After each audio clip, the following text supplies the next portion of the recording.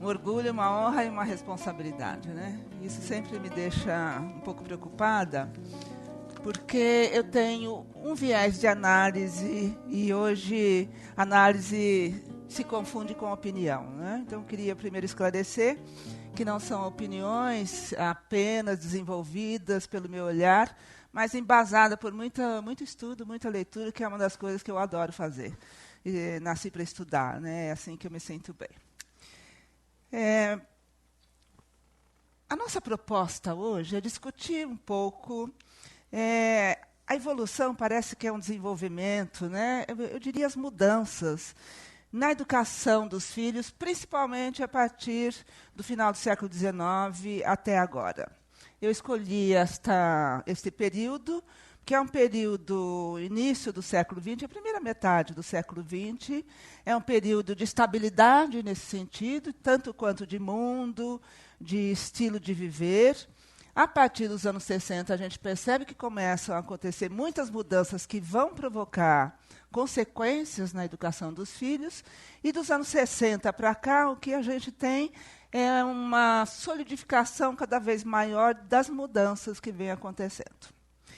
E, para começar, eu escolhi um texto que eu considero assim, primoroso, maravilhoso, de uma colunista da Folha, chamada Nina Horta. Muita gente conhece, né? Ela conseguiu, aliás, às vezes eu fico na dúvida se ela escreve sobre comida ou sobre educação.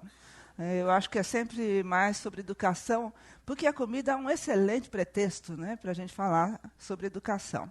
E ela faz muito isso. E este texto é recente, ela foi publicada no início de agosto. E quando eu li, eu falei, a Nina roubou minha ideia, né? Porque eu já estava estruturando a minha fala de hoje e ela simplesmente colocou lá, né, com toda a simplicidade dela. Então, o nome do texto é Todos em Volta do Frango. Eu não vou ler ele todo, eu vou retirar 2 trechos que têm mais a ver com a nossa conversa, mas é basicamente um texto em que ela responde a alguns leitores dela, traz a fala de um deles e depois ela sintetiza e conclui com a fala dela própria. Este primeiro trecho que eu vou ler é a fala e a contribuição de um leitor dela, que ela não cita o nome porque diz que ele não gosta. Na mesa, todos em volta do frango. Ela fala de uma refeição familiar, né? A mãe cabia dividi-lo porque mãe é quem sabe tudo sobre o gosto de cada um. O pai em primeiro. Se gostava de peito, os filhos comiam as coxas. Se gostava de coxas, os filhos comiam peito, de forma que as gerações iam se alternando no gosto de coxas e peitos. E se o avô vinha almoçar, matava-se 2 frangos, para que não houvesse disputa entre netos e avô, o que hoje chamam de conflito de gerações. A mãe sempre comia a sobreasa, que não é nem coxa nem peito, e nem asa, e não entrava na disputa. Mãe é mãe, sempre pairando acima dos conflitos. Então, ela usa esse texto, né, para falar um pouco da mudança do frango na alimentação das famílias, da nossa alimentação. Aí ela fala um pouco mais disso, que ela retrata isso num tempo que já passou, né? E aí ela finaliza assim: e vieram os supermercados, com as partes do frango em bandejas resfriadas. O frango decomposto, com cheiro que nem alecrim cura, sem gosto, molenga, gordura doente que não serve nem para canja. Cada filho come na hora que bem entende. A empregada já não precisa saber de mais nada. É por isso que eu digo, família é, por exemplo, comer harmoniosamente um frango. Vocês perceberam, né, que ela, de uma maneira muito sintética, fala das mudanças que aconteceram na família e no trato dos filhos também, usando o frango como o pretexto. E eu vou começar, então, lembrando um pouco, para quem já conhece, e talvez contando para quem não conhece, um pouco da educação familiar chamada informal, né, que vigorou até o final dos anos 50. Eu diria que até 1959, que é justamente a partir de 1960, é que começam a acontecer grandes transformações que vão provocar mudanças nesse tipo de educação. A primeira coisa que a gente precisa lembrar, nesse momento que nós vamos falar de educação de filhos, é que a educação de filhos se dá dentro de uma família. Vamos falar um pouco desta família que tinha um caráter hegemônico até o final dos anos 50. É claro que nós tínhamos exceções a essa configuração que eu vou dizer, mas elas eram muito exceções, né? Hoje nós não temos exceção, nós temos diversidade. Na época era exceção mesmo, era um número muito reduzido de famílias que escapava ao seguinte desenho: um homem e uma mulher que se encontram e se unem pelos sagrados laços do matrimônio, que vai durar até que a morte os separe. Dessa união nascem filhos no plural, e eles são responsáveis, esses dois, né, pela educação desses filhos, até que eles sejam capazes de viver por conta própria. Ao homem cabia, basicamente, o papel de provedor desta família, provedor material, em geral, uma família numerosa, e a mulher, erroneamente, a gente costuma pensar que a mulher, nessa época, não trabalhava fora. Eu gosto de dizer, não tinha trabalho remunerado, porque trabalho toda mulher tem, né, se tem família. Mas boa parte das mulheres já tinha, sim, um trabalho remunerado, e muitas delas na educação formal, ou seja, na própria escola, né? Vamos lembrar que quase até hoje a educação escolar é do gênero feminino. Mesmo com o trabalho remunerado, cabia à mãe a maior parte da responsabilidade da administração da família. Isso incluía o marido, o pai das crianças. Não se tratava de administrar os filhos, mas a família como um todo. Ela, como diz bem a Nina, né, não entrava nos conflitos, mas ela tinha a função de harmonizar a família. E era uma época que os conflitos não eram bem vistos. Conflito era sinônimo de problema, né? E então cabia muitas vezes à mãe a difícil tarefa de esconder os conflitos de todos, principalmente se esses conflitos tinham relação com os filhos. Ela administrava, então, a família no sentido educativo, no sentido administrativo mesmo, ali do cotidiano da casa, e no sentido afetivo, né? Ou seja, o caminho afetivo que a família tomava era, na maior parte das vezes, determinado pela mulher, pela mãe. É importante a gente reconhecer aqui, né, que o papel de pai e o papel de mãe não eram discutidos, não eram questionados, não eram refletidos. Era um pacote que as pessoas ganhavam de bom grado, devo dizer, no momento em que tinham filhos, né? Todo homem sabia o que significava ser pai, o que ele tinha de fazer para ser pai, e toda mulher sabia o que fazer quando se tornava mãe. E o interessante desse pacote, que não era um pacote de mão única, ou seja, a sociedade não apenas delegava a ambos, homem e mulher que se tornavam pais e mães, né, uma série de responsabilidades. Havia um retorno social muito interessante, que era o reconhecimento da responsabilidade desse papel. Era um reconhecimento social, né? Então, se a gente encontrava um homem e ele se dizia solteiro e sem filhos, ele era encarado como uma pessoa assim da vida, um boêmio, mesmo que não tivesse um comportamento semelhante. E por mais novo que ele fosse, se ele dissesse que ele tinha filhos, ele ganhava o respeito do seu entorno social. Pais e mães eram extremamente respeitados e ninguém ficava perguntando que jeito eles educavam os filhos. E aí vem um ponto também muito interessante de a gente lembrar para depois a gente ver como é que isso mudou, né?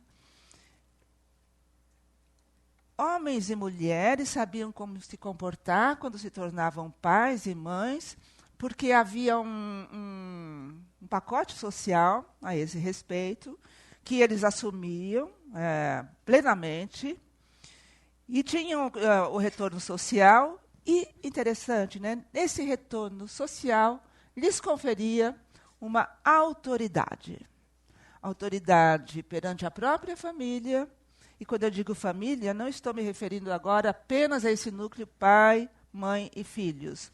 Mas, nesse momento, né, esta família era parte de uma família maior, que nós, o Júlio e eu, resolvemos chamar de família estendida, né? Porque eram esse núcleo que era uma nova família que se formava a partir da união da segunda ou da terceira geração de duas outras famílias, né? Então, todo mundo se agregava. Então, tios, avós, os próprios avós, né, sogro e sogra, primos de primeiro grau, de segundo grau, sobrinhos. Então, tudo isso, esses parentes formavam um grande grupo que se respeitava muito, que se prezava muito e que convivia bastante. Essa convivência era assídua, né? E muito estimada e desejada. Havia uma demanda das pessoas de estar com essa família estendida, porque era uma maneira de aprender, era uma maneira de partilhar a própria vida. Então, no momento em que o homem e a mulher ganhavam esse caráter de autoridade, eles tinham muita tranquilidade na lida com os filhos. E eu vou usar essa expressão porque era muito utilizada até os anos 50, né? O papel educativo, então, era muito mais tranquilo, porque era apenas cumprir aquilo que já estava determinado, né? E o que era isso? O que é mais importante no primeiro momento? Cuidar desses filhos. E era um cuidado muito cuidadoso, muito delicado, né? Era protetor. Era uma tentativa de fazer com que os filhos caminhassem sempre em frente e, é claro, numa determinada direção. Uma direção que os pais determinavam qual é que seria. Então, independentemente do gosto ou do desgosto dos filhos, era para aquela direção que os pais determinavam que eles tinham que ir. E é uma direção também que os pais não escolhiam aleatoriamente, não era uma escolha assim, democrática para os pais. Era para onde a maior parte dos pais dirigiam os seus filhos. Vamos lembrar um pouco agora a respeito desse contorno social do mundo de então, né? Os valores do mundo, nesse momento, eles eram em número menor do que nós temos hoje, e eles tinham, assim, um pacto social em torno. Ou seja, a maior parte das pessoas, principalmente que tinham filhos, partilhava esses valores, compartilhava, aceitava. Isso não significa, gente, que não havia discordância, que não havia exceções, insisto em dizer, mas, como era a tentativa de então, era de fazer com que um mundo homogêneo pairasse no ar, as exceções eram escondidas, os conflitos eram colocados debaixo do tapete, as discordâncias eram caladas, né? A repressão valia em todos os sentidos. E, quando eu uso a palavra repressão, eu não me refiro a uma questão política. A gente aprendeu a fazer uma coisa de sinônimo, né? Não, eu estou falando repressão assim. É preciso aceitar porque é assim. Era quase da natureza da sociedade que fosse assim e pronto, né? Muita gente sofreu com esse mundo, né? E muitas crianças foram caladas, foram obrigadas. Vou dar um exemplo muito simples, né? Por exemplo, a escrever com a mão direita, quando a tendência daquela criança era escrever com a esquerda. Mas escrever com a esquerda não era norma. Não era bem aceito, então treinava-se crianças, né, para fazer sempre o que se esperava que fosse feito. Muita criança desobediente era retirada do convívio, da família, né? Mas não era moralizada. É engraçado isso, muito interessante, porque numa época de grande repressão, era de se esperar que quase tudo fosse moralizado. Era mais simples, né? Então, vou dar um outro exemplo muito comum. Não sei se eu dou agora, porque eu vou falar da escola, deixa eu tentar um outro exemplo. Não, vou pegar da escola mesmo. Uma boa parte das pessoas queria que os filhos fossem para a escola, porque a escola daria uma garantia de bom futuro. E era verdade.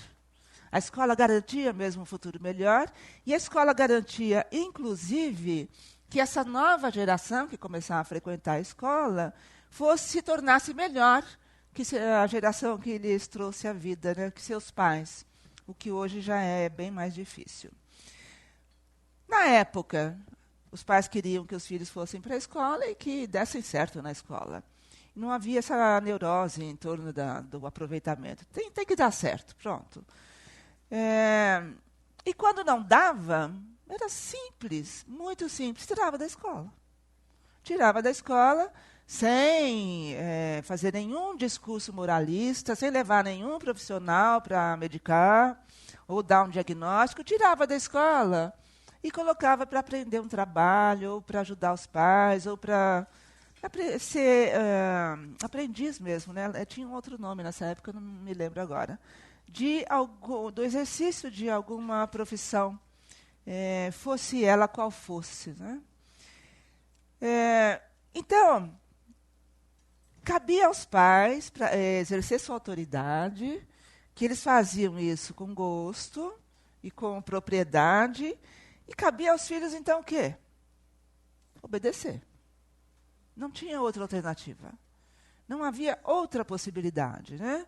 Ou seja, os pais diziam, é para lá que vocês vão, os filhos iam, os que não conseguiam ir para aquela direção, os pais arrumavam uma outra alternativa que não fosse mudar de direção. Ou parar no meio do caminho, uma parada qualquer, mas a direção era sempre a mesma. Então, nesse mundo quase uniforme, né, quase à custa da repressão, e bastante, portanto, com uma aparência bastante homogênea, era bem mais tranquilo para esses pais praticar essa educação, que hoje a gente chama de autoritária, de repressora, e que de fato foi mesmo, né? Mas era tranquilo para eles, porque havia sustentação de todos os lados, a começar da própria família estendida, né? A educação dos filhos de um casal não era posse dos seus pais. Era uma responsabilidade desse grupo familiar grande. E é interessante, porque aí não se tratava de, como se diz hoje, meter o bedelho, de interferir. Não. Né? Era uma solicitação, era uma demanda desta família, que assim não se sentia tão solitária numa tarefa que tenha o perfil de ser solitária, né? Que é educar os filhos. Trocar com a mãe, o pai, em geral com as mulheres, né? Com as irmãs, cunhadas. Era, portanto, uma prática muito comum e muito bem-vinda pelas famílias. E isto dava uma certa segurança a esses pais, que tinham, então, quase que o endosso da família e, portanto, da sociedade, e dava muita tranquilidade também, muita segurança para os filhos, crianças ou adolescentes, porque eles sentiam um ambiente coerente. E aí, portanto, não havia muito por onde escapar, né? Então, a coerência dava segurança, e a segurança fazia com, mesmo a contragosto, que eles fossem obedientes e caminhassem para onde seus pais achavam que eles deveriam caminhar. Em relação à obediência, eu quero fazer aqui uma observação. É muito comum hoje, quando os mais velhos, da minha idade, por exemplo, falam dessa educação familiar, ou ao contrário, gente muito nova falando de um tempo que não conheceu, né, mas que ouviu dizer, é muito fácil a gente ouvir o seguinte: mas a educação daquela época era muito autoritária e os filhos tinham medo dos pais. Todo mundo acho que já ouviu isso, né? Com licença, um minutinho.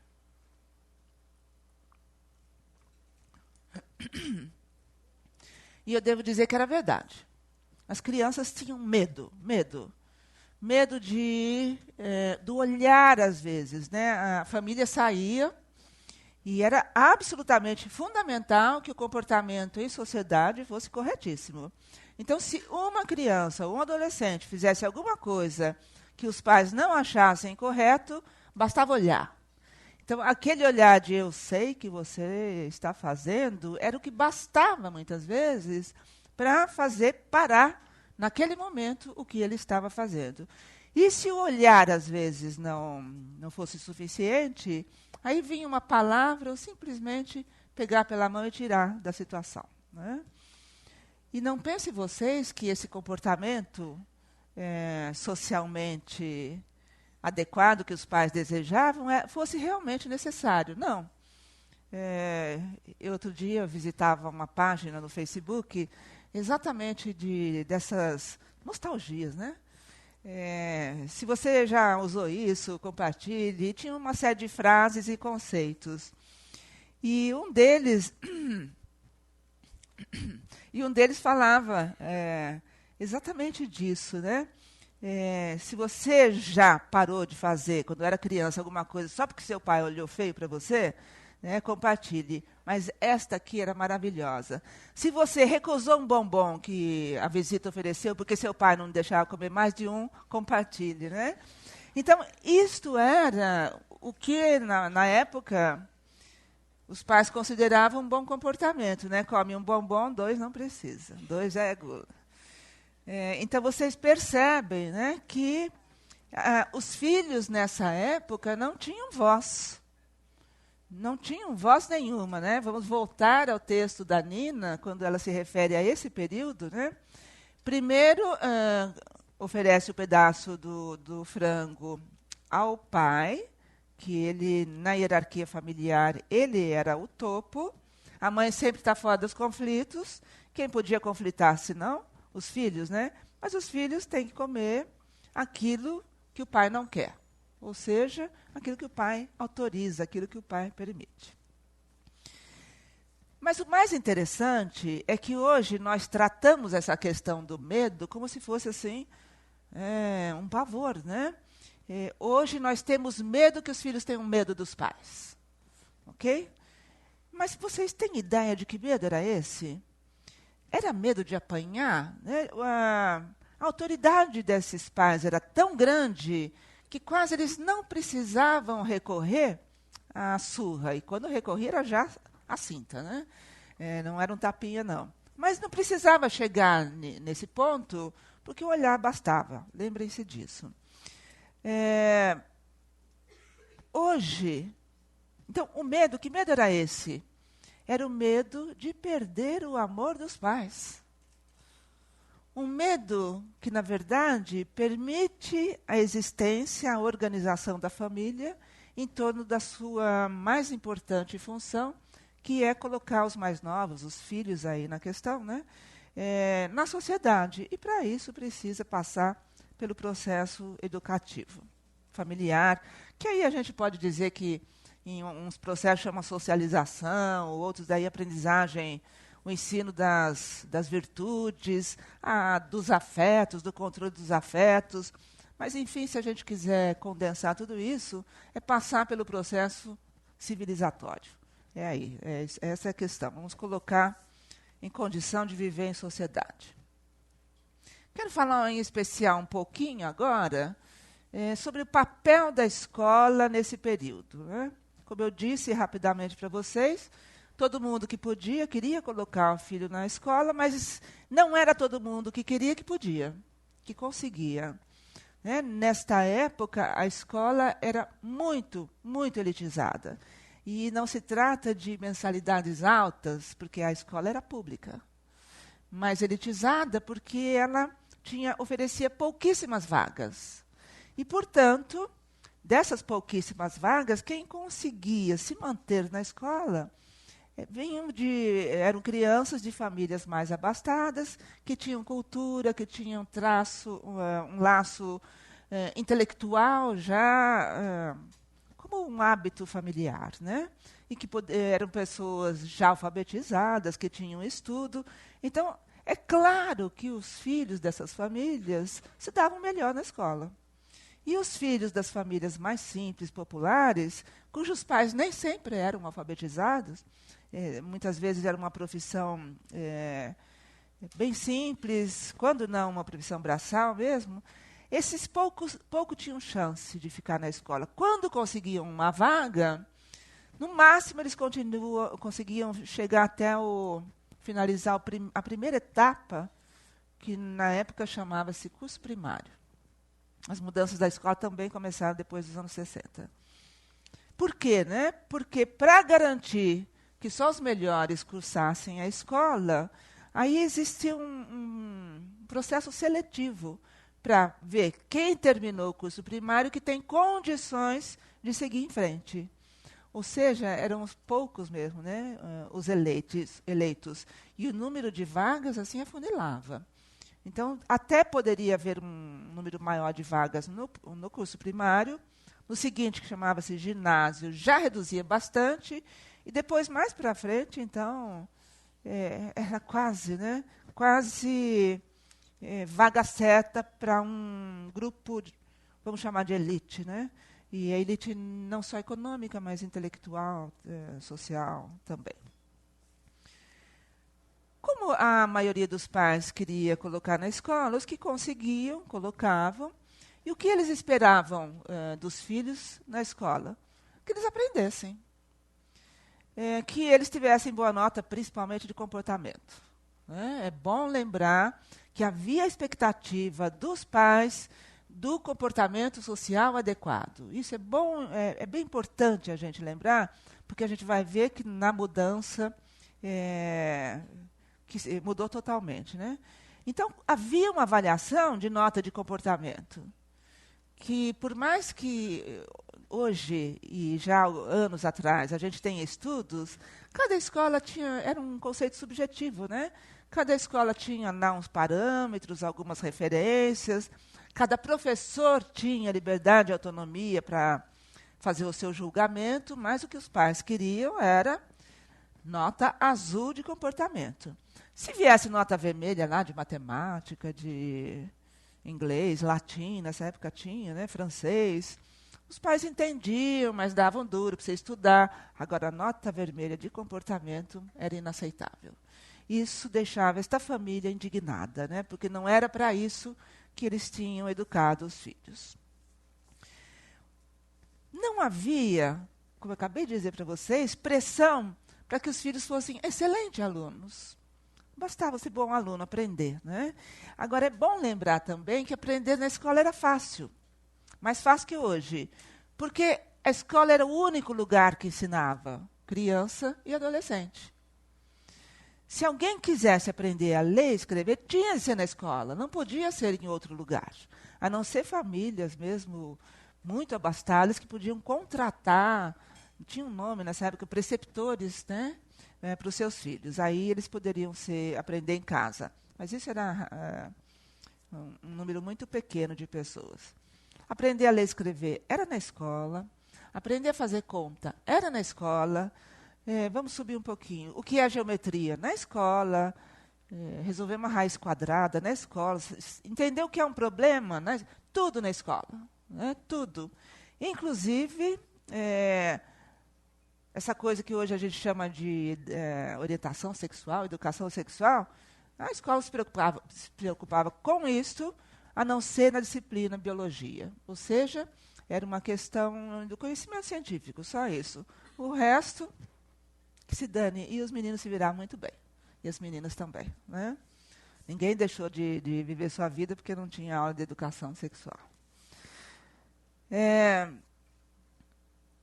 Então, assim, a escola era apenas mais um instrumento que os pais que podiam davam para que os filhos pudessem crescer, ter um futuro melhor. não era um instrumento diferenciado, não era hipervalorizado, era mais um entre tantos, só isto.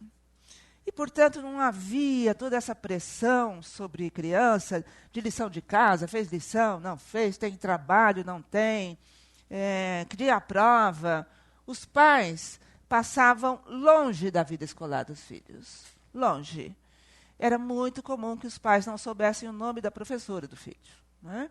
Porque não havia comunicação escola-família. E por que isso? Vamos lembrar do mundo homogêneo, que todo homem sabia ser pai, toda mulher sabia ser mãe, e toda pessoa sabia ser professor. Então, a gente não tem que discutir nada, cada um faz o seu papel, cada um sabe como fazer isso melhor, e todo mundo confia em quem exerce esse papel. Que conclusão a gente tira a partir desse pequeno levantamento de alguns fatores que eu elenquei? A gente podia falar muito tempo mais, né? Mas que conclusão a gente pode tirar a partir desse panorama? Eu fiz errado, né? Desculpa. Que conclusões a gente pode tirar? Assim, qual é o lugar ocupado pelos mais novos nesse contexto social, cultural, de mundo? Eu diria que era um lugar significante. Era um lugar que não tinha o valor de ter filhos era dos pais, não era dos filhos.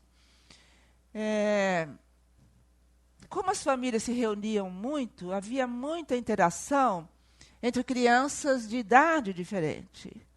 Então, outro dia eu vi um filme acho que dos anos 50, onde mostrava uma família comemorando o aniversário de uma criança. Nenhuma criança queria ficar perto dos adultos. A vida perto dos adultos deveria ser muito chata, né? Então, as crianças se separavam, iam brincar. Elas davam um jeito de ficar distante. O mundo adulto não interessava as crianças nesse momento, porque é quando elas estavam entre si, entre seus pares, é que elas podiam construir uma outra maneira de ser, do que fazer, de estar e tudo mais. Portanto, eram as próprias crianças que queriam distância dos seus pais, tanto quanto possível. E quando era possível? Quando havia reunião familiar, por exemplo. Como essas famílias eram muito grandes, havia uma prática, eu acho que muita gente aqui vai se lembrar disso, porque era uma prática familiar assim, social. Então, reunia a família para uma comemoração ou para um almoço de domingo. Não cabe todo mundo à mesa, por uma questão prática, né? Porque é muita gente. As crianças comem primeiro. Depois que as crianças comem, vêm os adultos e comem. Mas era simples assim, as crianças não se achavam discriminadas por conta disso. Elas adoravam, porque elas ficavam livres logo do ritual lá e, vamos brincar. E como as crianças eram vistas pelos pais? Né? Com uma responsabilidade que eles precisavam dar conta. Basicamente era isso. Né? Assim, era o sonho da vida deles ter filhos? Não. Era quase uma fatalidade, porque vamos lembrar que até o final dos anos 50, nós tínhamos poucos e nem sempre eficientes métodos contraceptivos. Né? A pílula vem nos anos 60.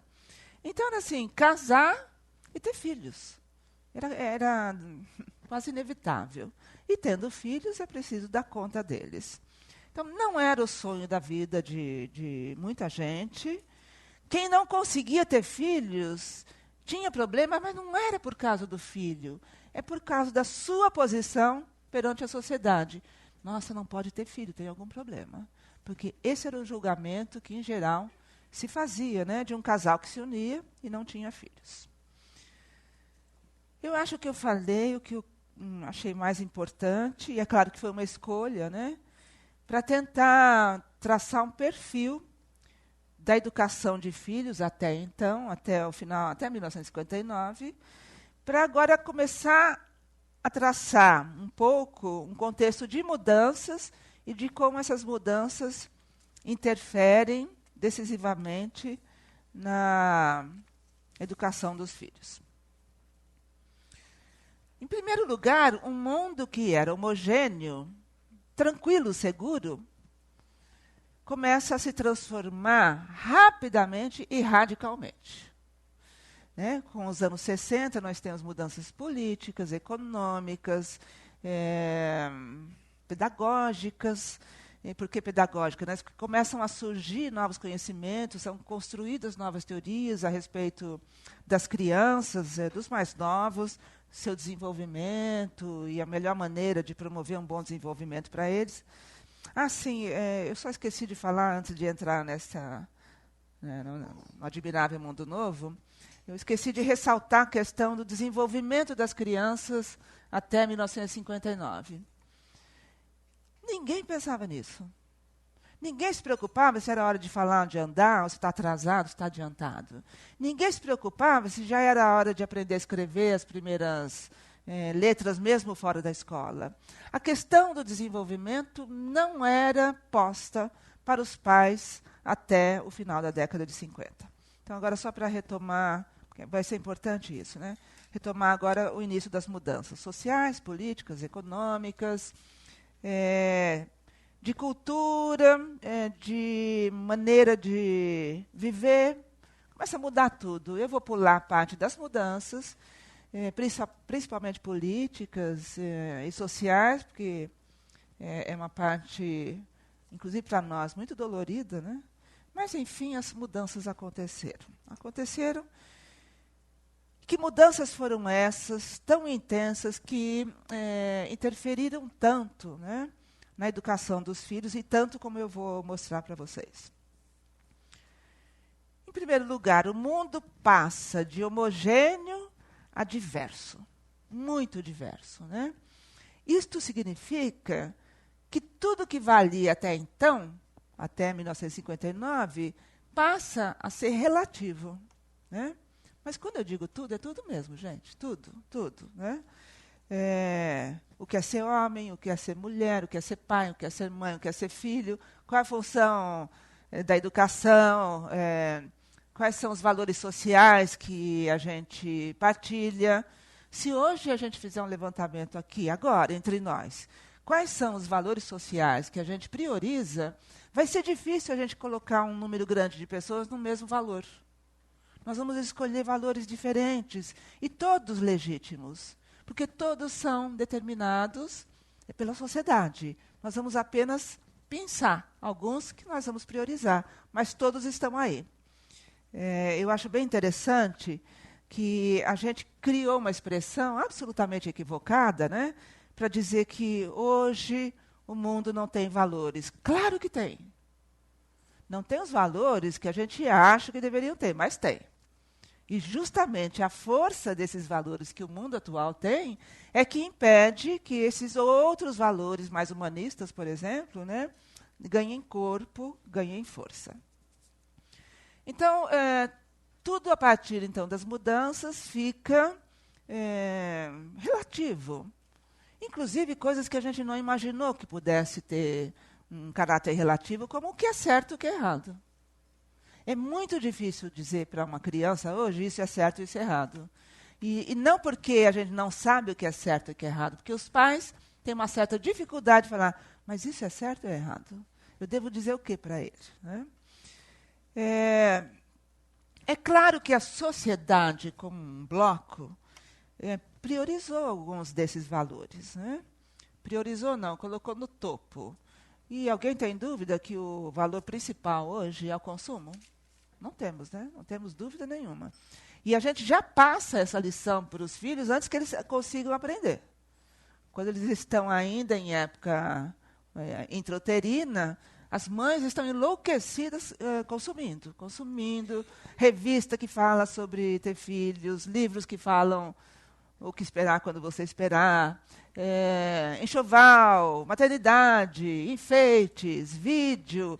É um show hoje, né? Ter um filho é um espetáculo que precisa ter uma aparência grandiosa. Sem que a gente perceba, a gente valoriza mais o consumo do que qualquer outra coisa. Hoje é difícil ser um consumidor sensato. Hoje é difícil ser um consumidor crítico, porque a gente a todo momento, é uma carga muito intensa, tão intensa, que às vezes a gente não se dá conta dela, né? Porque é de uma intensidade que chega à sutileza. Outro dia eu conversava com um grupo de jovens adolescentes, aí eu olhei para eles assim e falei assim, ué, mas eles estão numa escola que não usa uniforme, mas eles estavam de uniforme, né? Todo mundo de calça jeans e camiseta. Aí eu perguntei para eles, por que todo mundo usa calça jeans? Aí eles falaram, a gente gosta. E em nenhum momento eles se perguntam que gosto é esse. Eles nem imaginam que esse gosto foi implantado para eles, né? Eles não fazem ideia que eles poderiam gostar de outro tipo de roupa. Porque esse é o gosto que o consumo determinou que eles têm e eles gostam, pronto. Sem grandes questionamentos, sem dúvida nenhuma. Pelo menos nessa idade. E o segundo valor que nós priorizamos como sociedade, e aí eu falo como sociedade, né? É claro que nós aqui podemos discordar, mas a sociedade concorda nesse sentido. O consumo e a competição. Aliás, eles estão intimamente ligados, né? Muito ligados. Se vocês pararem, em alguns momentos, para assistir principalmente peça publicitária de qualquer coisa, vocês vão ver que o que eles instigam é a competição. Fulano já, o seu vizinho já tem, você não tem ainda, né? Olha essa família que tem, como fica legal. E a sua? Como é que é a sua família? Isso vai de margarina a carro, né? Todos apostam na competição. Por quê?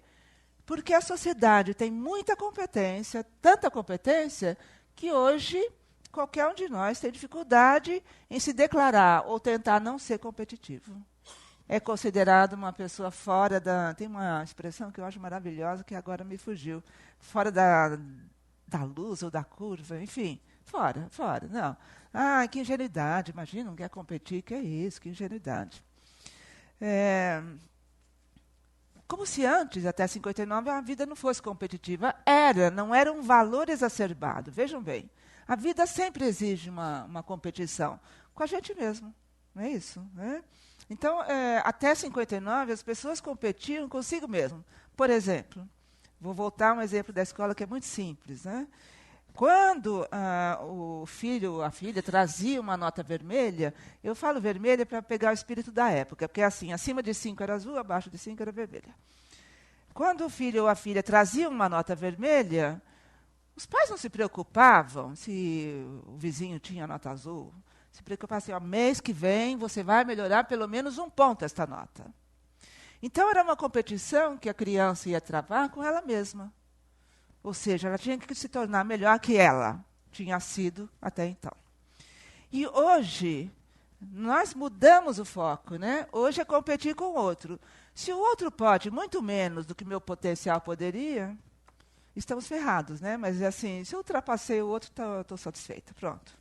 É isso que a sociedade determina.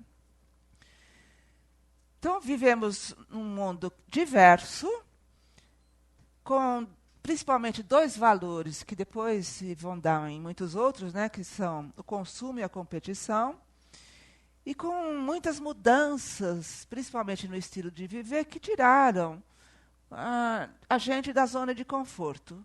O que é ser mulher hoje? Alguém tem tranquilidade para dizer ser mulher é isso, assim, assim, assim? Aliás, outro dia tinha gente, eu acho o Facebook um mundo maravilhoso. Porque eles dizem grandes coisas assim, usando humor. Então tem aquela coisa do bufão, né? Dizem coisas também que são absolutamente inúteis e se mostram, mesmo virtualmente se mostram, né? É um retrato da nossa sociedade. Mas outro dia tinha um que eu morri de rir, que era mais ou menos assim, inclusive eu compartilhei. Dizem que a mulher, que é mulher mesmo, né? Ela tem sempre sua casa arrumada, suas coisas organizadas, tem sempre um sorriso nos lábios para oferecer para as pessoas, tem muita paciência, persistência, enfim, pega um monte de qualidade e virtude lá das mulheres, né? E aí termina assim, compartilhe se você está desconfiado que você é homem. Né? Quer dizer, este texto bem-humorado mostra apenas uma coisa para nós. O que é ser homem e o que é ser mulher hoje? nós não sabemos, nós estamos construindo. E mais interessante, né, nós não estamos construindo uma maneira de ser mulher ou de ser homem. Múltiplas. Múltiplas. Isso é maravilhoso. Isso é maravilhoso, gente, porque lembram aquilo que eu disse até o final da década de 50? Todas as crianças vão para aquela direção, e os que não conseguem, porque de alguma maneira não querem, vão para aquela direção. Hoje, nós temos muitas direções. E, portanto, todo mundo pode caminhar. Porque não é todo mundo que precisa ir no mesmo caminho e na mesma direção. Uma das coisas um dos maiores ganhos que a gente tem com essas mudanças, né, é a diversidade, é a possibilidade de ser diferente sem ser discriminado. É claro que a gente continua a ter grupos discriminados, mas hoje as diferenças são mais aceitas e com maior, assim, vou usar uma palavra que eu não gosto, mas com tolerância, né? A gente tolera mais algumas diferenças que nos incomodam, mas a gente precisa tolerar. E lembram-se do traço da autoridade dos pais, até 59? Nós fizemos uma oposição aqui com as mudanças, em se tratando de educação de filhos.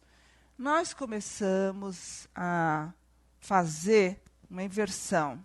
Mais importante que a autoridade dos pais é a autonomia dos filhos. Eu desconfio, né, que no início a gente tinha boa intenção quando a gente começou a construir essa equação, né? Mais importante que a autoridade do pai é a autonomia dos filhos. Mas logo, logo, essa boa intenção se perdeu. Se perdeu em benefício nosso, dos adultos, né? Porque, gente, quando eu começo a investir de autonomia meus filhos, eu não preciso me dedicar tanto a eles. Porque, afinal, eles têm de aprender a viver, a se virar sozinhos, eles precisam construir autonomia. Então, aos poucos, um valor que é secundário àqueles outros que eu disse, né, que é o valor da juventude, começa a tomar conta do mundo adulto. E quanto mais o valor da juventude toma conta do mundo adulto, mais autonomia a gente deseja para os filhos. É bem interessante a gente perceber, né, que é uma relação de interdependência. E é bom lembrar também que nós usamos esse termo de modo muito, eu não vou dizer equivocado, vou dizer errado. Por quê, né? Autonomia é a capacidade que uma pessoa tem de governar a própria vida. E nós sabemos que autonomia é uma coisa muito difícil. Cada um de nós aqui dentro vai saber que é difícil ter autonomia no momento que a gente tiver que fazer uma coisa que a gente não gosta. Dieta, por exemplo, né? Para fazer dieta é preciso ter autonomia de governar. Isso eu vou comer, ou só isto, agora não, ainda não, agora chega. Né? E, gente, a gente até aguenta um dia, dois, né? No terceiro dia a gente já não aguenta mais. Isso é autonomia, né? Capacidade de se governar de acordo com determinadas metas, é claro. E criança não tem condição, né? Adolescente também ainda não tem condição, está em formação. E mais, autonomia não é algo que a gente dá para alguém. Ninguém ganha autonomia. Autonomia é uma coisa que a gente conquista. Né? Mas com essa nossa sede de que eles tenham autonomia muito rapidamente, e que esconde, né, me deixe em paz, que eu tenho minha própria juventude para viver, a gente observa paulatinamente o que muitos estudiosos chamam do declínio da educação familiar. As escolas reclamam, a sociedade reclama, mas, né, a sociedade é gestora dessa questão. Ela promoveu isso. Né? As famílias são vítimas desse movimento que hoje a sociedade tenta julgar. Aliás, eu não sei se vocês perceberam, né, que há candidatos que defendem a sua eleição discutindo essa questão da família, da educação familiar, como se isso fosse da alçada do público e, portanto, do político, né? Quando é uma questão do privado e das pessoas. Tem um partido aí, que eu não sei repetir o nome para vocês, mas eles falam assim, é um partido tal. em nome da família, ou em busca da família, uma coisa assim, né? Quando a gente cria essa equação e a gente desequilibra, né, muita autonomia e pouca autoridade, mais autonomia, menos autoridade, mais autonomia, menos autoridade, a gente subverte o lugar da educação. Ou seja, uma coisa é indiscutível, né? Sem autoridade não é possível praticar a educação, porque as pessoas simplesmente não vão se se submeter, desculpem. Agora, as crianças não têm medo de perder o amor dos pais. São os pais que têm medo de perder o amor dos filhos. Então, agora, fica uma grande interrogação. Como é possível educar filhos que a gente tem medo de perder? Como é possível educar filhos que a gente acredita autonomia a eles? Como é possível educar filhos se eu os considero o bem mais precioso da minha vida? O Facebook é ótimo para dizer isso. Todo dia, de manhã e à noite, tem declaração de amor aos filhos, né? Dedico o meu dia de hoje aos meus filhos e agradeço ter meu filho. Se você tem um filho que você ama, compartilhe e por aí vai.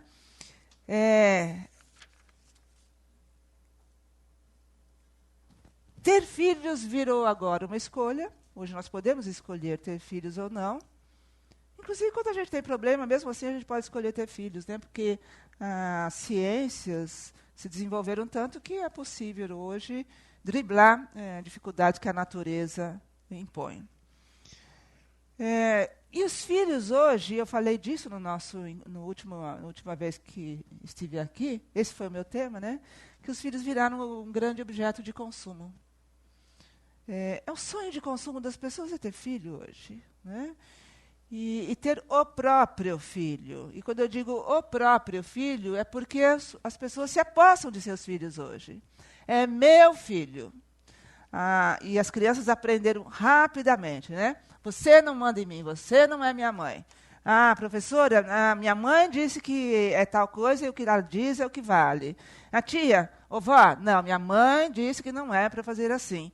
Ou seja, hoje, mãe e pai são as únicas pessoas autorizadas pela sociedade, gente, pela sociedade, a cuidar dos seus rebentos. Eles são os únicos. Ninguém mais que se meta. Porque é o meu bem, é o meu filho. E esse meu é mais forte que filho. Comecem a escutar um pouco, né? É o meu filho. Vocês percebem, né? É mais importante o meu do que o filho. Por quê? Qual é o valor social lá no topo mesmo? O consumo. E o consumo leva ao ter, né? É importante ter. Não importa o que eu vou fazer com ele, mas que eu tenho, tenho. Outro dia eu li uma pesquisa que eu achei assim, eu não imaginava, né, que isso acontecesse. Eles fizeram um estudo de como as pessoas consomem impulsivamente e sem precisar. Vocês não têm ideia da porcentagem alta de pessoas que compram as coisas, chegam em casa e deixam guardado na própria sacola do shopping? Eu sabia que existia isso, e existe. Né? Então, as pessoas vão, compram e deixam lá. Ou seja, queria comprar. Satisfez o impulso de compra, não precisa usar. Né? Essa já é uma outra história. Vou só retomar, que me perdi um pouco aqui. Eu estava falando da escola, né? Eu já comecei a falar da escola? Me perdi um pouco. A autoridade e autonomia, falei disso. Sim. Eu falava das perguntas, né? Se é possível educar os filhos nesse contexto que nós criamos. O grande problema é que tem criança que vai ao extremo. Ou seja, não é só que faz o que quer, faz o que quer e o que não deve na hora errada, né? E aí esses pais não dão conta desses filhos, lembrem-se, né? Porque eles têm autonomia e os pais pouca autoridade. E como então fazer o filho obedecer? Se lá, até o final dos anos 50, a gente tinha o pacote de autoridade, hoje a gente tem diversos pacotes que a gente chama de diagnósticos. Então, hoje, para fazer uma criança obedecer, uma criança muito rebelde, a gente medica, né?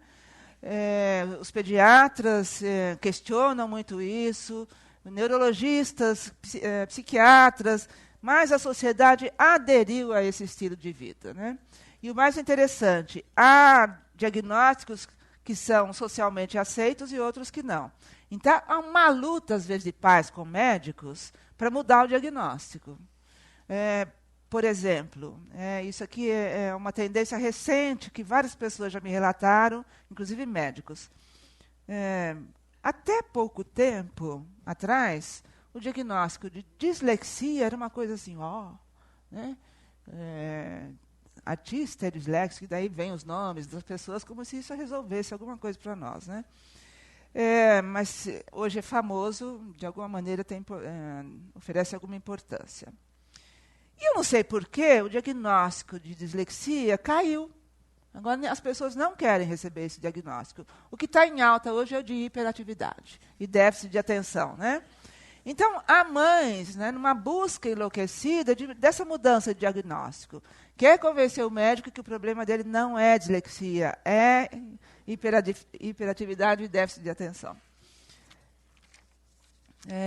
De algum jeito, a gente faz com que eles obedeçam o mínimo necessário, né?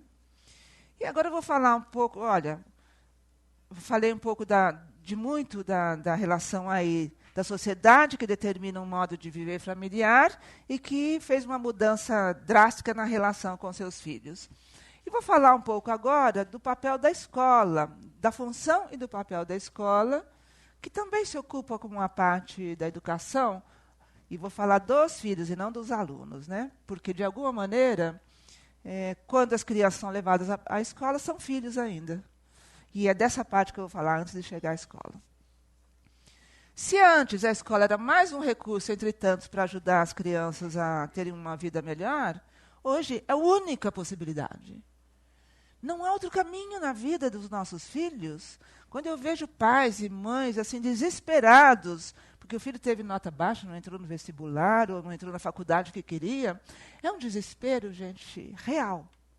Real, né? Algumas pessoas entram em depressão, porque o filho não conseguiu a vida escolar que pretendia. Mas a escola continua a ser mais um recurso entre tantos. Aliás, com menos garantia que antes.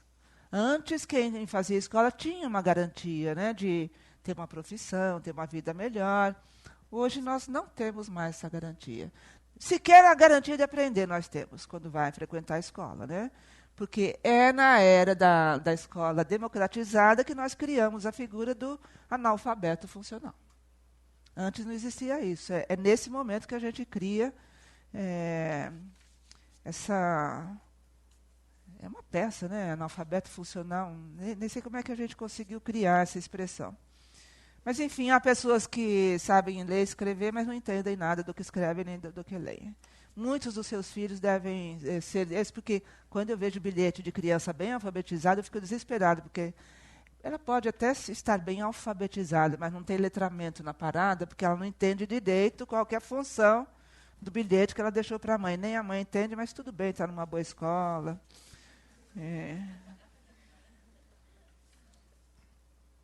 E vejo, então, agora a carga que ganhou para os mais novos a vida escolar, a sua própria vida escolar, né?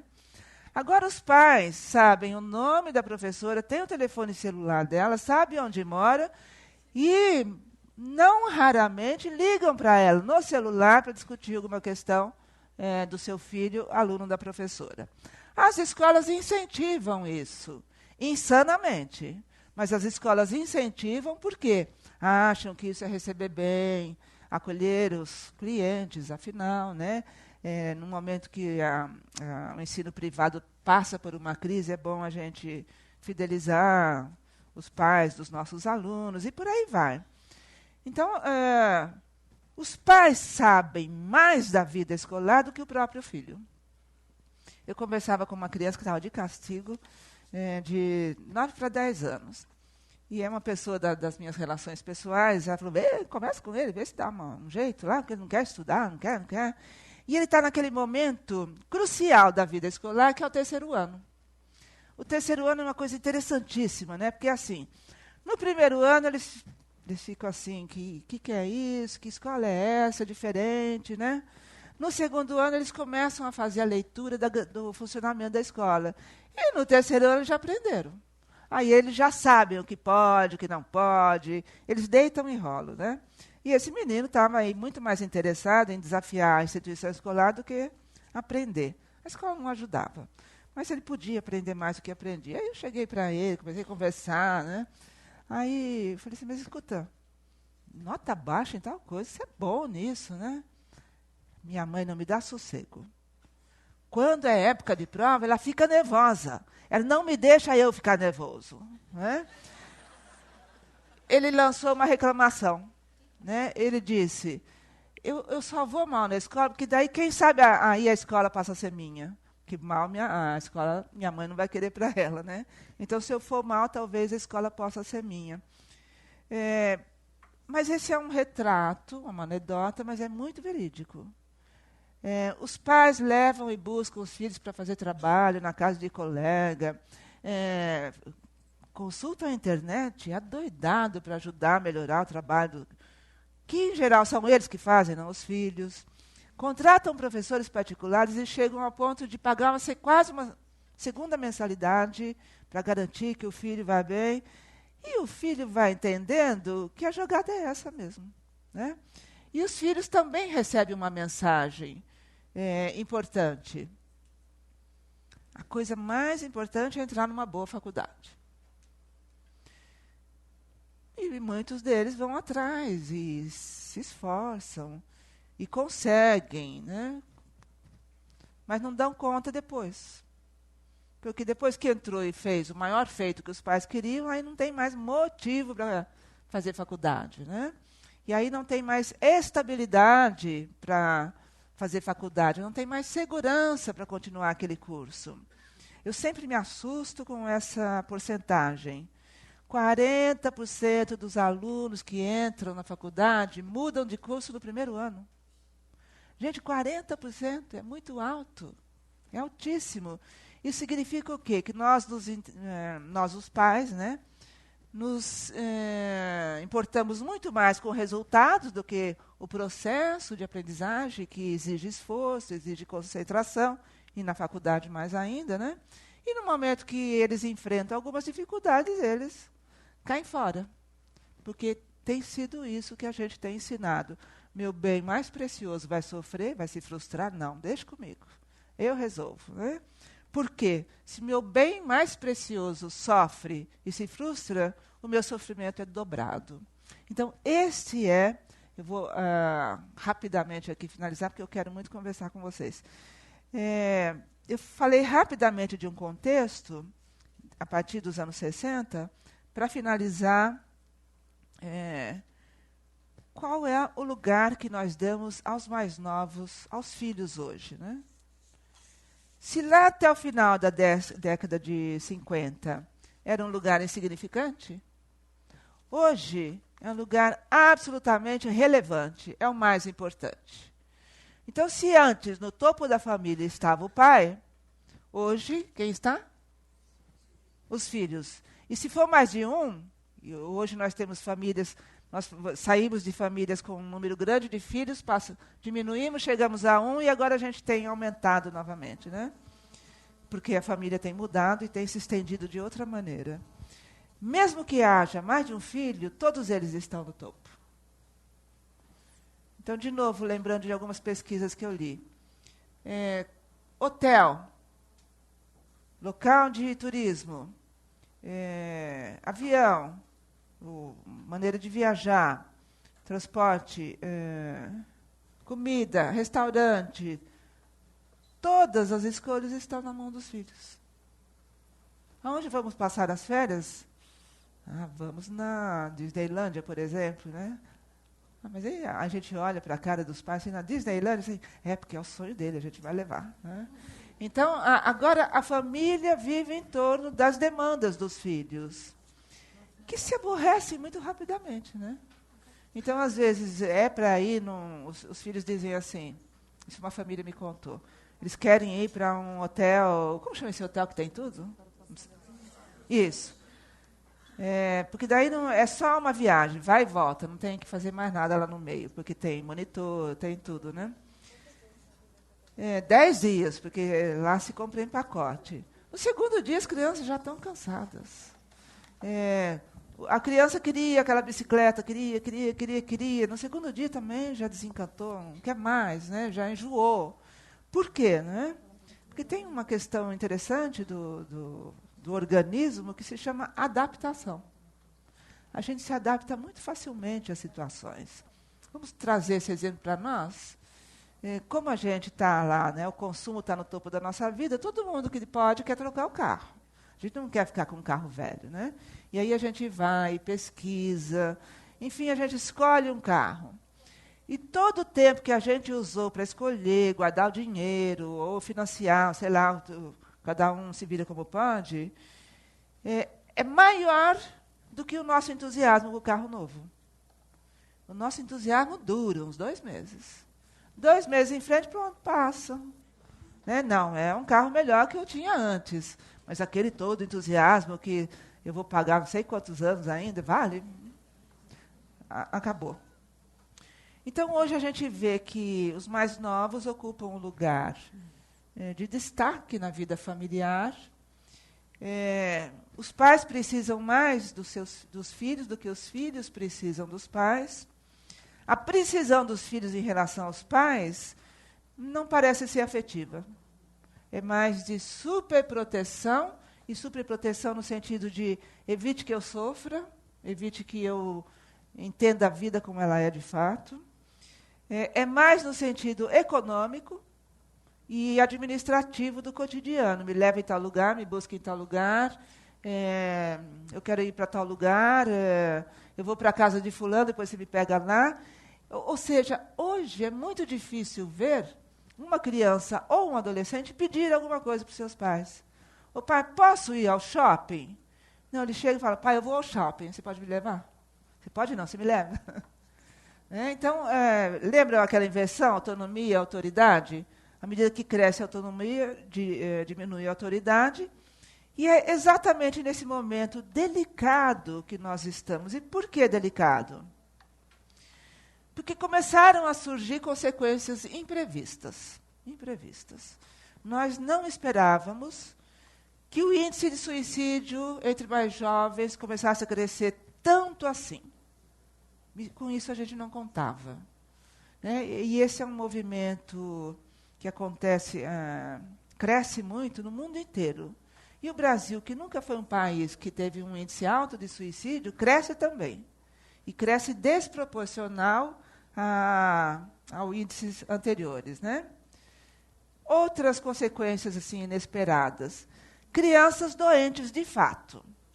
E com doenças de adultos.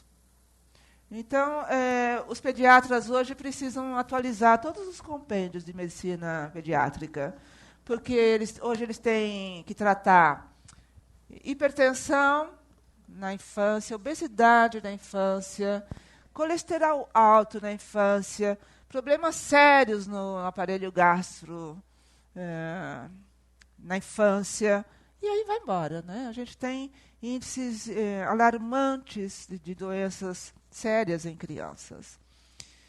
E finalmente, um fenômeno que eu já citei aqui, mas volto a citar nesse contexto agora. Começamos a perder os nossos filhos, né? Para a violência que a gente contribui para que exista. E muitas vezes perdemos os nossos filhos simplesmente porque esquecemos deles. Esquecemos deles, às vezes, no carro. Esquecemos deles, às vezes, na escola, fora do horário. Esquecemos deles em casa, em situação de risco. E eles não sabem avaliar risco. Lembram-se do medo que as crianças, até o final da década de 50, tinham? Tinham medo dos pais e tinham medo de algumas situações. Hoje, as crianças não têm medo dos pais e não têm medo de situação nenhuma. O índice de incidente e acidente que as crianças sofrem hoje, desnecessariamente, é porque elas não sabem avaliar risco. Elas não reconhecem o perigo porque não têm medo. nós consideramos, né, atualmente, que é ruim ter medo. E eu devo dizer que ter medo é saudável, medo protege. E é só quem tem medo que consegue construir coragem. Quem não tem medo não precisa ter coragem, né? Vai e faz. Vai e faz. Quem tem medo precisa ter coragem. E só por último, que eu esqueci de falar, mas não vai dar tempo, é bom lembrar também que a tecnologia e a informática vem mudar radicalmente a relação entre pais e filhos. Por quê? Né? O mundo da informática, da tecnologia, não é um mundo que nós nascemos. Por mais que a gente estude, treine e pratique, a gente sempre guarda um ranço de pessoas que não conhecem isso desde o nascimento. Eles já nascem com isso. Outro dia eu ouvi uma professora dizer que as crianças, os bebês hoje nascem com o dedinho pronto para ir no iPad, né? Aí eu pensei assim, só se a gente der um iPad. E aí a gente se sente constrangido com esse conhecimento que eles têm. E têm mesmo. Uma habilidade, um conhecimento, porque eles crescem junto com a tecnologia. É inevitável isso, né? Só que a gente considera só apenas a tecnologia. A gente não considera o uso que vamos fazer dessa tecnologia. Aí o conhecimento quem tem somos nós. Pela experiência de vida, pela maturidade, que nem sempre a gente tem, mas que a gente deveria se orgulhar de ter. E numa sociedade que valoriza extremamente o consumo, e, portanto, o descarte, né? E a juventude, hoje descartamos a maturidade, a velhice, a seriedade, em nome da juventude, da leveza, da informalidade. É possível ter autoridade na informalidade. É possível. Mas nós não descobrimos ainda como. Quero muito conversar com vocês a esse respeito agora. Vamos lá? Não precisa bater. Obrigada. Obrigada. Bom. Depois dessa brilhante palestra da Roseli Saião, aliás, muito bem-humorada, eu acho que com esses paradigmas de até os anos 50 e de hoje, nós passamos para o debate de vocês. Acredito que tenha muita gente que queira participar. Por favor, façam perguntas objetivas. Aguardem um segundo que a câmera chegue até vocês, porque está sendo tudo gravado, né? Portanto, vamos dar início ao debate. Obrigado.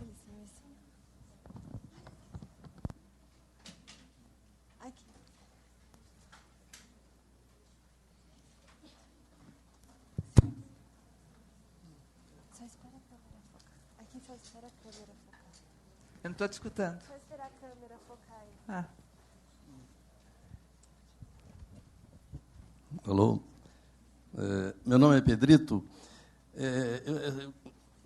Realmente, suas colocações e tudo que a gente observa no encaminhamento que a sociedade está tendo, a gente realmente acha um tanto imponderável o que vai acontecer ao longo das próximas décadas com esse tipo de sociedade.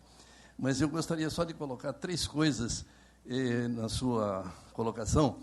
Qual o efeito que a senhora observou quando as escolas que eram só masculino e feminino separados passaram a ter as classes conjuntas, né? Porque antigamente era escola de masculino e escola feminino, eram separados. E, a partir de um dado momento, lá para os anos 50, eu acho que 60 começou a ter grupos conjuntos, né? E o que isto poderia ter influenciado?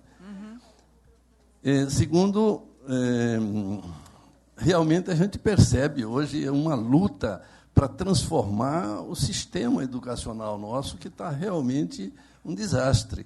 Então, eu acho que há uma deficiência na alta cúpula da política, não, em relação ao sistema educacional escolar, que realmente nos causa interrogações a respeito do futuro. E, terceiro, a ação dos governos restringindo a autoridade dos professores e dos pais, no sentido de educar os filhos. Então, quando os filhos fazem algum desrespeito, não pode puxar a orelha, não pode fazer isso, vai lá reclamar na justiça, e os pais são até condenados. E as professoras não podem castigar, porque pode até se perder o emprego. Então, são essas 3 colocações. Muito obrigado. Eu nunca li nada a respeito de o que aconteceu depois que as escolas passaram de homossexuais a mistas, né? Nunca li nada a respeito, nunca li nenhum estudo, mas eu acho que é democrática essa relação entre meninos e meninas, né?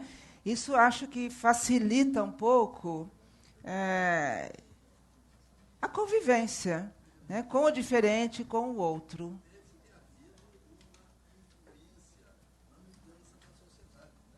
Sim. Claro, a partir dos anos 60, era inevitável que isso acontecesse, porque mudaram as expectativas em relação ao mundo. Não queremos mais separação, não queremos mais proibições, não queremos mais estereótipos. Então, é claro, né, havia um estereótipo escolar muito grande, que meninos eram mais inteligentes que as meninas davam para determinadas profissões e cursos, os meninos para outros. Então, no momento que acontece a mistura de meninos e meninas, a escola precisa mudar e ver de maneira mais democrática meninos e meninas, né? Não sei se nós conseguimos, mas pelo menos tentamos. Em relação ao sistema educacional escolar, esse é um paradoxo que a gente vive muito interessante, né? Porque essa escola, do jeito que ela funciona hoje, gente, é muito antiga. Não é do século passado, não é do século XX, não é do século XIX, é antes, né? E a gente insiste em manter o mesmo sistema educacional, a mesma organização escolar. Por quê? Agora nós vamos ter que lembrar do consumo, né? Nós vendemos a ideia que essa é a melhor organização escolar. Num mundo homogêneo ainda, né? Até o final da década de 50. Só que aí a gente teria que ter muito trabalho para fazer essa mudança, muito trabalho. Então, hoje, se não há políticas públicas, até há, né? A LDB permite diferentes organizações. As escolas é que não querem.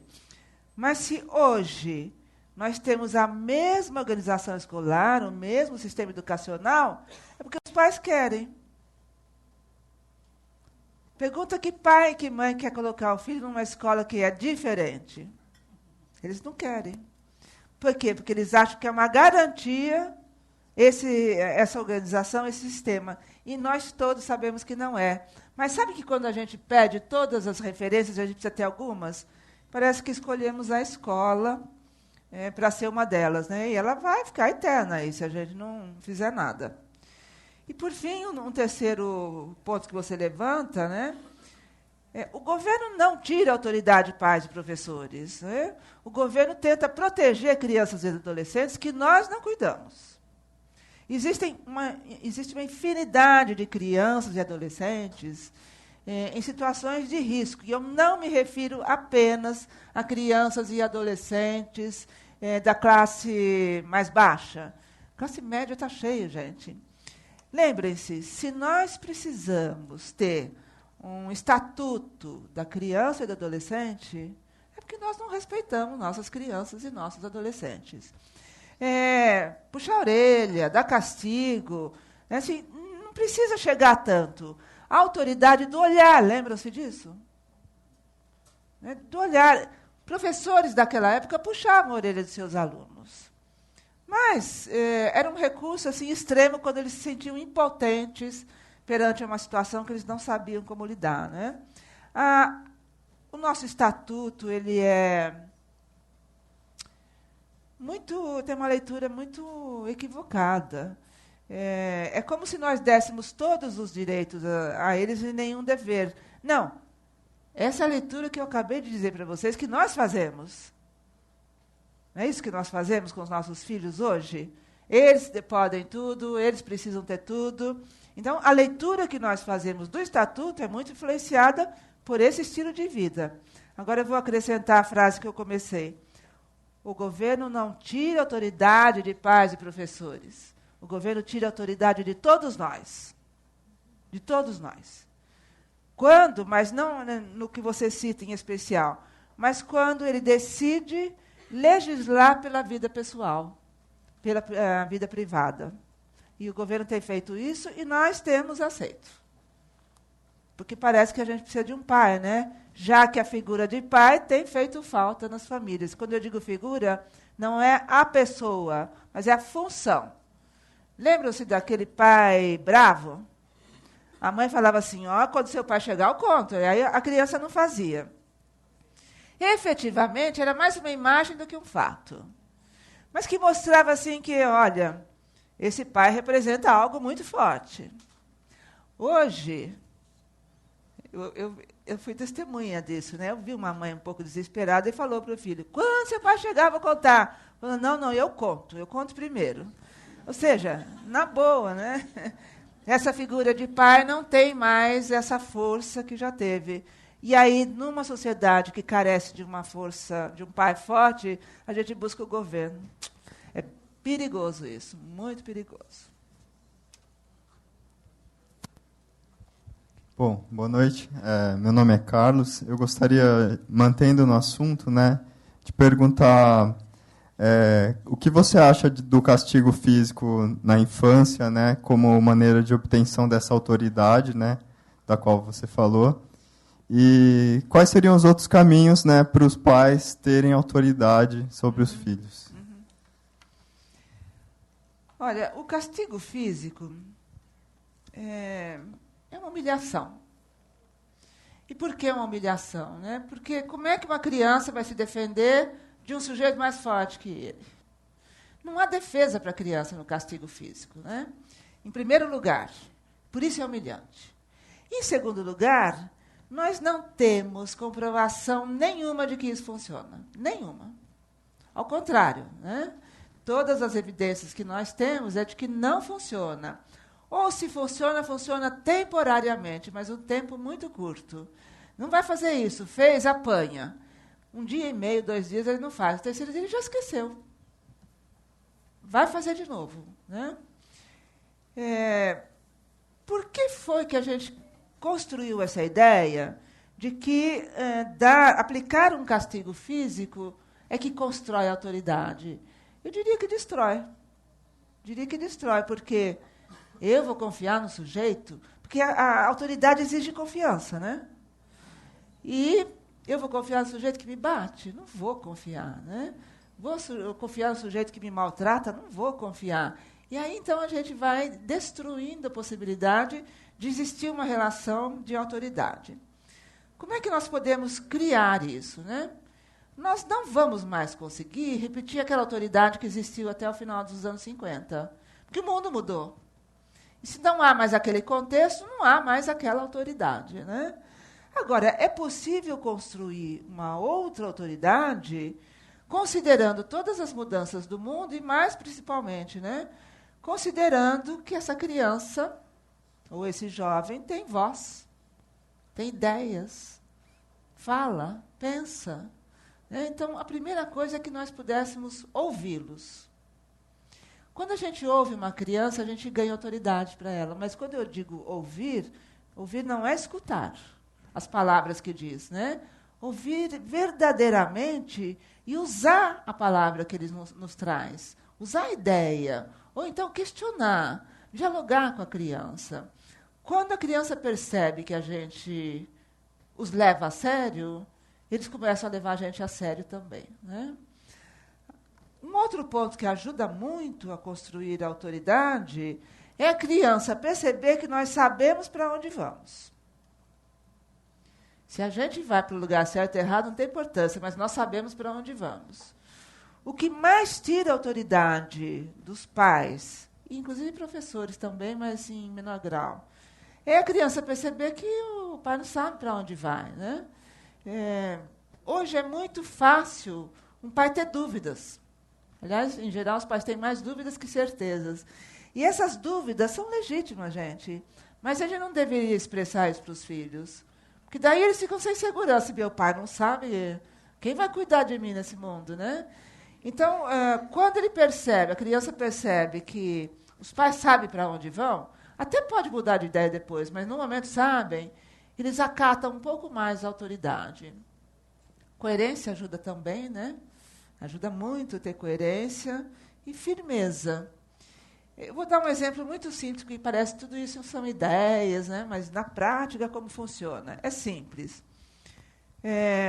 Em primeiro lugar, né, a gente complicou muito a vida das crianças e dos jovens. Complicou muito. Por exemplo, fazendo eles ir para a escola às 7 horas da manhã, que é isso? Isso não é horário, gente. Isso é horário de estar na cama. Então, todo aquele drama familiar, que muita gente aqui deve ter, né, que acontece das 5h30 às 6h30, é inútil e não serve para nada. Isso vai ajudar a criança a aprender mais? Não. Aí a gente fica desesperado para as crianças aprontarem mais rapidamente. Por quê? Eu tenho que dizer para a criança, meu filho, você não tem culpa disso, mas a escola tem horário e eu também. Então você tem que se vestir mais rápido por minha responsabilidade. Desculpa, mas você tem. Aí a gente fica dizendo que é a responsabilidade dele, a escola, o horário. Não é dele, é minha.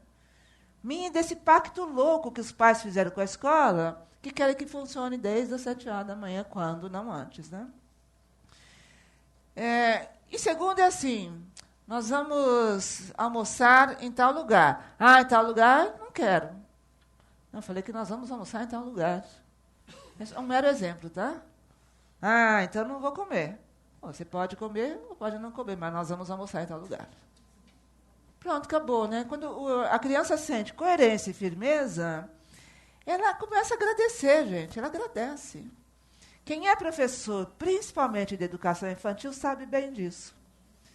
Há escolas que não têm autoridade, as crianças se esgoelam, se matam, se machucam e agridem, são agredidos, né? E querem ficar onde não pode. A escola que sabe ter autoridade resolve isso com a maior facilidade. Aqui não pode ficar, agora nós vamos para lá. Não, eu quero ficar aqui. Você quer ir para lá como? No colo ou caminhando? Sem discussão. Você não pode, não pode. Agora, o que acontece é o seguinte, a gente coloca a regra demais. E aí, gente, fazer criança obedecer regra demais não faz o menor sentido, né? Então, assim, um número reduzido de regras, mais princípios que regras. Por exemplo,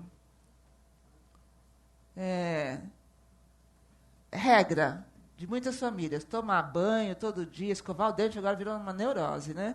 Escovar o dente após todas as refeições. Enquanto isso for regra, a criança não vai aprender. Aliás, ela só vai aprender a transgredir. Hoje estou com sono, não quero tomar banho, eu cheguei tarde. Não, é o princípio da boa higiene. Sempre que possível, tomar banho todo dia, mas o dia que você dormir no carro, não vai dar. Aí, tudo bem, um dia só. Percebem a diferença de princípio e regra? A regra é muito infantil e ela existe para ser quebrada. Isso que é. É assim no futebol, né? Dica. Olá, boa noite. Nós estamos transmitindo hoje a palestra pela internet. Mais de 400 pessoas aí acompanham a gente, de São Paulo, Porto Alegre, Curitiba, Piracicaba, Bauru, João Pessoa, enfim, várias cidades. Teve um debate caloroso aqui, paralelo, sobre Waldorf, Escola da Ponte e até desescolarização. Uhum. A Cleo lembrou que fez um comentário, falou assim, a escola hoje virou um depósito de crianças, os pais querem mais é ter um tempo livre para elas. E o Carlos Lopes perguntou o que você acha da educação escolar em casa, como ocorre em alguns países já. Uhum. Vou começar lembrando o título de um dos livros que eu escrevi em parceria com o professor Júlio, Em Defesa da Escola. Né? Então, esse movimento, né, que começa a ganhar corpo no Brasil, eu vejo com muita preocupação. Muita preocupação. Por quê, gente? Porque, principalmente hoje, né, com todos esses meios de comunicação disponíveis para as crianças, desde a mais tenra idade, cada vez menos a criança habita o espaço público e cada vez mais ela está inserida no espaço privado, né? E a função da escola é colocar o sujeito no espaço público.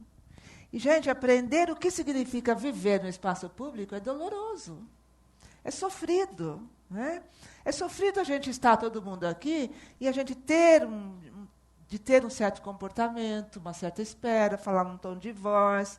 Por quê? Porque a nossa tendência, cada um de nós, é olhar para si. E eu quero isso, e ponto, que é o que a criança faz, e a gente, no processo civilizatório, vai ensinando que não é assim, né? No espaço privado, a gente pensa o que quiser, a gente faz o que quiser, com a maior liberdade. Quantas vezes uma criança diz assim, na minha casa não é assim? E a gente tem que falar para a criança, né? Na sua casa pode não ser assim, mas na escola não pode, na escola tem de ser assim. Por quê? Porque na escola eu não sou o único. Na escola eu sou mais um, entre 4.000 alunos, agora é moda, a escola tem 4.000 alunos, 2.000 alunos, 500 alunos, eu sou só mais um.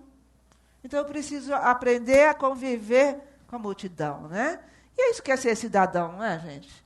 Aprender a viver com a multidão? Muito bem.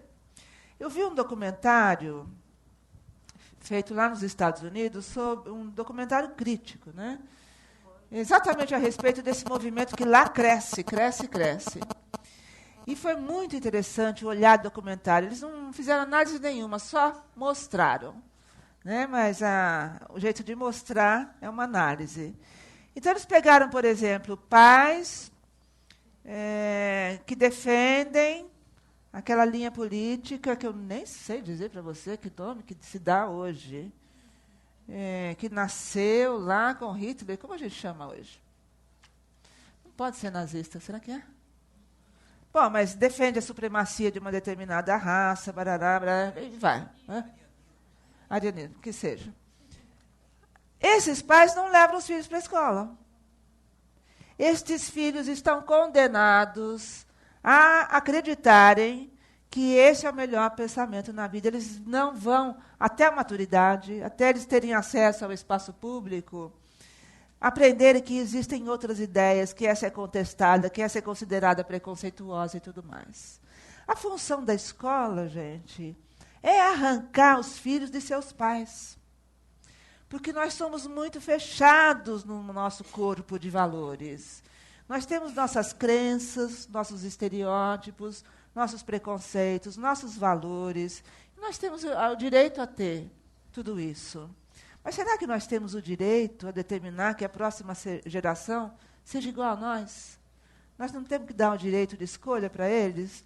É por isso que eu defendo, assim, 100% a educação escolar, né? O que nós podemos fazer é melhorar e muito a educação escolar. E muito. Agora, quando eu ouço pais dizerem, mas vai para a escola e sofre bullying, eu fico apavorada. Porque aí a gente já vê uma ideia do outro, né? O outro só vai prejudicar a vida do meu filho. Pronto. Isso já é o suficiente para colocar o filho na escola. Eu estou perdida. Quem é? Eu queria fazer duas perguntas. Primeiro, eu percebi referente à autoridade paterna. Existia a figura até jurídica do temor referencial, que era aquela autoridade que o pai exercia aos filhos, né? Não só no próprio olhar, os filhos obedeciam, né?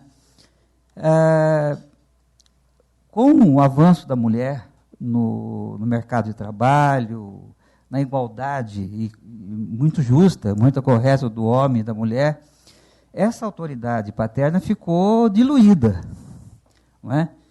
E talvez a própria mulher, muitas vezes, ela diminuiu essa autoridade que o pai ficava como o presidente do Supremo Tribunal Federal, né? A última autoridade a dar a palavra. Essa é uma pergunta nesse sentido. Se esse avanço da mulher também fez diminuir essa autoridade. Segunda pergunta seria o seguinte: está surgindo atualmente essas palavras novas, como bullying, como alienação parental, né? Que é quando se separam, um dos cônjuges, ex-cônjuges faz a cabeça do filho contra o outro, né? Mas eu entendo o seguinte, na medida em que precisa ter o estatuto da criança, e você disse que é uma interferência indevida do Estado na educação privada dos filhos, no seio da família. Isso, não. Não? Não. Bom, o que eu quero dizer é o seguinte, que de qualquer forma concordo, se precisa ter uma lei para disciplinar, uma disciplina que era feita dentro da família, o Estado precisou entrar nisso, prova que tirou, na verdade, essa autonomia que as famílias tinham de educar os próprios filhos, né? Então é o seguinte, na segunda pergunta é o seguinte, que eu acho que essa figura, tanto do bullying, principalmente do bullying, vamos dizer, voltando sobre a parte escolar,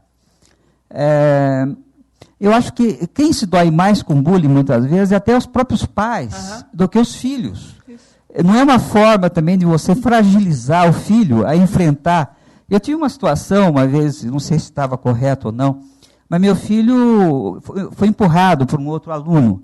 Eu falei, vai lá e pega ele. Vai e derruba ele. Mostra que você... É o contrário. Ele falou, não, mas você fez isso? Eu falei, fiz. Ele tem que se defender. Não é? Se a gente começar a criar essas figuras, quer dizer, vai se tornar sempre entender que as crianças são incapazes de desenvolver uma própria autonomia nesse sentido. Uhum. Bom, por enquanto, só essas duas perguntas. Vamos monopolizar aqui. Uhum. Você toca uma questão interessante, que é essa desconstrução do que era ser homem e mulher, portanto, pai e mãe, né? E essa reconstrução que está ainda em andamento, né? Porque ela não... nós ainda não entendemos no mundo contemporâneo o que é ser pai, o que é ser mãe, o que é ser homem, o que é ser mulher. Nós levamos muito tempo desconstruindo e temos pouco tempo ainda construindo uma tradição que seja, né? Uma nova imagem. Mas, nessa desconstrução, aconteceram desequilíbrios, sim.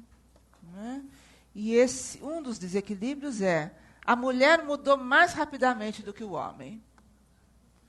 Então, a mulher tem desautorizado a figura do homem, tem porque o homem ainda está dando os primeiros passos numa mudança que ela já está lá no 20º passo. O homem resistiu mais a sair de um lugar, porque era um lugar privilegiado. É difícil, né, abandonar um lugar privilegiado. Então, hoje, os homens precisam mudar mais. E aí, quem sabe, seja mais fácil fazer pacto com essa mulher diferente, nova, que tem outros anseios, né? Então, vamos precisar construir pactos, e não mais hierarquias. Mas hoje você tem razão, né? Tem sido muito difícil construir pactos. E quase sempre é a mulher que recusa. Quase sempre é a mulher. Crianças sofrem muito com isso, né? E a sociedade sofre muito com isso. Mas esse é um custo que a gente está pagando por um período, né? Até que os homens consigam construir mais rapidamente essa reformulação, por uma mudança muito... Foi um tempo de muita repressão e, por isso, quando mudou rapidamente. O homem já tinha um período menor de repressão, então aí ficou mais acomodado, né? Mas hoje a mudança é necessária para o homem e para a mulher também, para os dois, e para as novas gerações, né? Quanto a essa história aí de bullying, assédio moral, gente, cada dia é uma expressão nova, né? É para coisas muito antigas. Nada mudou, só os nomes, né? Agora, de fato, obrigada, de fato, isso faz parte desse pacote de superproteção dos filhos que eu citei, né? Quer dizer, eles são o bem mais precioso do mundo, portanto, eu não posso deixar que nada aconteça. Agora, por que acontece? Em primeiro lugar, porque sempre aconteceu. Criança, eles vão se estranhar, eles vão competir, eles vão se provocar, né? Agora, por que com essa violência que dizem que tem acontecido hoje? Porque nós, adultos, estamos descontrolados. Nós, adultos. E o nosso descontrole é uma lição para eles. Então, as crianças estão descontroladas. Aliás, não é descontroladas. Elas têm tido dificuldade para adquirir controle, porque nós nos descontrolamos. Então, quem não tem medo, não tem coragem. Quem não tem medo nem coragem é frágil. Tudo que eles aprenderam a fazer é reclamar para o papai e para a mamãe, que eles dão um jeito. E damos ou não damos, gente? Quando o filho chega em casa e reclama de qualquer coisa, o que a gente faz? Alô, escola? Meu filho acabou de me contar tal coisa, tal. Não é? É assim que a gente tem feito. Vamos para uma última pergunta? Acho que eu dou conta de mais uma. Oi. Oi. Meu nome é Renata. Eu gostaria de saber, assim, pegando nesse viés ainda de que a mulher se emancipou, você acha que faz diferença a mãe ainda na primeira infância, a presença dela como cuidadora principal? Eu não sei se... Pode ser muito bom, mas pode também não ser, depende da mãe. Né? Porque se a mãe for dessa que é meu filho, ninguém toca nele, não pode ser bom, melhor ir para a escola. Eu acho que poderia ser bom se a sociedade aceitasse isso. A sociedade não aceita. A sociedade não batalha por isso. O que é que a sociedade civil poderia fazer? Isso não é plataforma de nenhum candidato. Né? Nós deveríamos batalhar por algumas coisas. Primeiro, para emprego e meio período para quem tem filhos com menos de 6 anos. Não existe essa figura na sociedade. Mas também nós não queremos, né? Que exista, a gente não faz nada. Segunda coisa, creches no próprio lugar em que as mães trabalham. Não importa se tem 10 crianças ou 15. Né? 5 crianças já fazem uma creche. E não importa se um tem 2 anos, o outro 6, o outro 5. Dá para conviver em etapas diferentes. Né? Então, se as mães quisessem, elas deveriam ter esse direito. Agora, hoje, a gente não tem mais condição de dizer é fundamental. É fundamental o vínculo. Mas o vínculo é uma outra coisa que não é a presença física. Né? O vínculo a gente percebe com mães que têm um distanciamento físico do filho, por conta de algumas coisas, e a gente pode não perceber em mães que estão 24 horas com os filhos. Quem frequenta a escola conhece de perto todas as coisas que acontecem, porque as famílias adoram mostrar na escola. Elas não têm mais pudor, tudo elas falam, né? E elas não têm ideia do que elas falam, às vezes. Então, eu ouvi uma mãe falar, em primeiro lugar, ela não tem trabalho remunerado. O trabalho dela é administrar a casa, a família e 2 filhos pequenos que ela tem, os 2 com menos de 4 anos. Né? E aí ela disse que achava que a escola deveria não ter férias. Em todo caso, a escola insistiu para que os alunos tivessem férias. Né? 5 dias depois, ela ligou na escola e falou assim, o que eu faço com essas crianças? Estou desesperada, não aguento mais elas aqui. O que eu faço? Né? E aí, eu não sei se vocês perceberam um resultado disso. Começam a surgir em todas essas cidades hotel para crianças. Vocês já viram isso? Podem procurar que tem. Exato. Você deixa seu filho lá, você vai ao show, vai ao cinema, ou quer umas horas de descanso, deixa o filho lá no hotel. Melhor do que deixar na escola. Não sei se eu te respondi. Mas nisso a mulher não evoluiu ainda. Né? Ela ainda não se organiza politicamente e também não provoca a sociedade a se organizar politicamente para ajudá-la a exercer a função da maternidade, que é uma função importante. A mulher ainda está muito ocupada com a questão de ser mulher. E tem uma expressão, eu não sei se veio de uma música, se é uma gíria, tudo junto, misturado. Ela quer isso, a mulher hoje. Né? Ela quer ser mulher, esposa, amante, mãe, profissional, com carreira, com MBA, não sei qual. Ter tudo ao mesmo tempo agora é muito difícil. Foi um prazer falar com vocês, eu agradeço. Espero que dê para a gente pensar um pouco. Obrigada. Obrigado, Roseli. Muito obrigado. E só um aviso, né, aos navegantes, aos frequentadores aqui do Café. Nós lembramos que o programa Café Filosófico voltará agora em setembro, discutindo a vida contemporânea. Temas como sexo virtual, pecados e psicopatologia serão abordados por especialistas como Conrado Caligares, Leandro Carnal e Benilton Bezerra. O primeiro, do dia 14, terá Conrado Caligares falando sobre sexo virtual. E nesse domingo nós temos um filme de ficção científica, Distrito 9, às 17h30 e às 20 horas.